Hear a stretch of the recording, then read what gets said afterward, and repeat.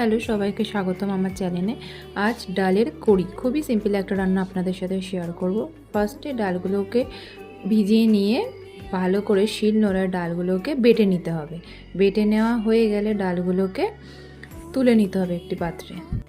তারপরে জিরে, শুকনো লঙ্কা আর রসুন এটাকেও ভালো করে শিলনোড়ায় বেটে নিতে হবে, একদম মিহি পেস্ট করে নিতে হবে। পেস্ট করা হয়ে গেলে ভালো করে এটাকে একটি পাত্রে তুলে রেখে দিতে হবে। তারপরে ডালটি তোলা হয়ে গেলে একটি পাত্রে হাফ ডাল নিয়ে শুকনো লঙ্কা নুন দিয়ে ভালো করে ফেটে নিতে হবে।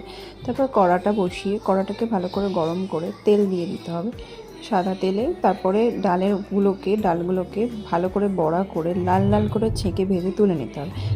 তারপর কড়াই জিরে, শুকনো লঙ্কা ফোড়ন দিয়ে সেই রসুন জিরে বাটাটা দিয়ে দিতে হবে। তারপর হাফ ডালটা দিয়ে একটু জল দিয়ে ভালো করে ফুটিয়ে নিয়ে আর ভাজা বড়াগুলো দিয়ে ফুটিয়ে নামিয়ে নিলেই রেডি কারি।